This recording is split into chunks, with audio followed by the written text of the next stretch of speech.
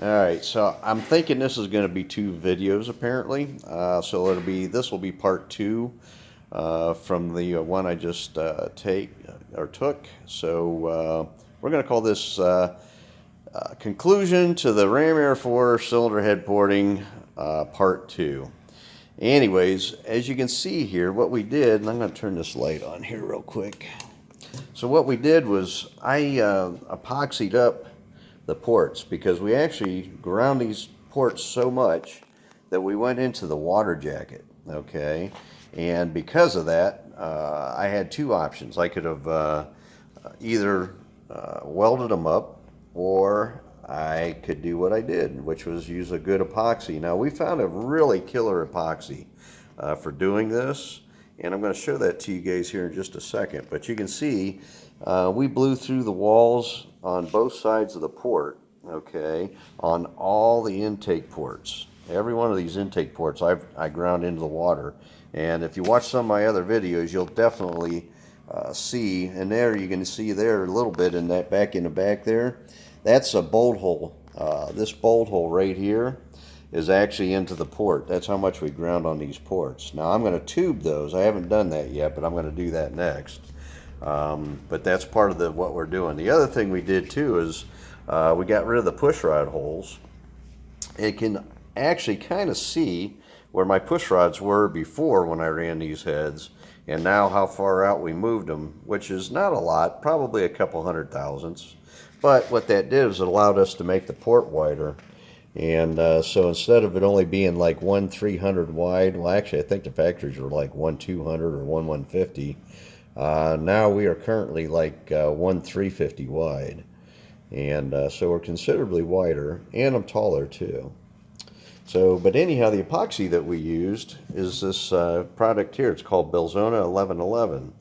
And this stuff actually, when it cures, you can see there on the left on the label it says super metal.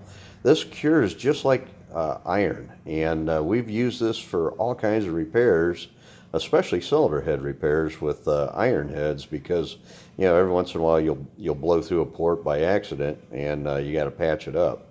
But you know what? Okay, good. I thought I wasn't running here. So anyways, with the Belzona 1111 Super Metal epoxy, we can make these repairs, and it's as good as welding the head. I mean, it works as good or better maybe. The other thing that we done as well is I wanted to seal the water jackets up. So what we did is we bought a product. It's called Tank Sealer by, let's see, what's the name of this? Clean Blast Tank Sealer. This is the cleaner that you use to clean the part or tank before you put the sealer in it. There's actually 2 cleaners. That's one of 2.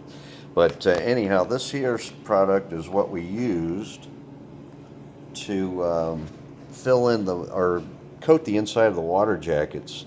And I don't know if you can see that or not. Let me see here. Yeah, you can see it a little bit in there maybe.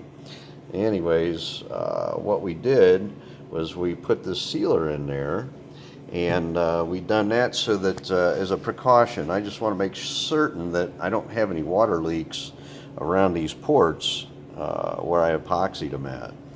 So I'm hoping that you know, we're not going to have any problems. We're going to pressure test these things next. This head here, I think you can actually see where the sealer was coming out of the head from a little bit of porosity on the exhaust side that I didn't even know we had on this head. So that's going to help seal that up as well. But you can see there's a lot of epoxy in these heads, a lot of epoxy. And it's because we made the bowls so big on these heads to improve the airflow so that we could make more horsepower with them. They're considerably bigger than a factory Ram RA4 head. And then of course the push rod holes, you can see we use that Belzona as well to seal that up on the cylinder head too. And then there you can see that sealer in there a little bit inside the water jacket right there. But anyways, that's where we're at on this project. I just wanted to catch everybody up because it's been a little while since we've done any videos on these. And my son and I are both busy, so it's hard for us to do these. I mean, we've been doing our lives, and the reason we can do the lives is because of the fact that it's, you know, there's not much editing. But like whenever I do a video like this, there's setup time and editing, and it takes a little bit of effort. But I want to get this information out to you guys because I know that a lot of you want to do this to your own heads. And then the other thing is too, we're coming out with a cylinder head, and this is kind of like a prototype deal with what I did to these Ram Air 4 heads to what I did to my factory Ram Air 4 head, Ram Air or aluminum Ram Air 4 heads that I'm going to make. But we improved the combustion chamber design on those quite a bit, and we're going to offer these in a D port and a round port, and we're going to offer them in casting numbers 614, 722, 96, and for the D port number 48s. And these things are factory appearing. They have all the factory features on them, including the freeze plugs on the ends of the cylinder heads. They got the factory features on the ends of the heads. So once we get these things all machined up, they're going to look just like a factory head.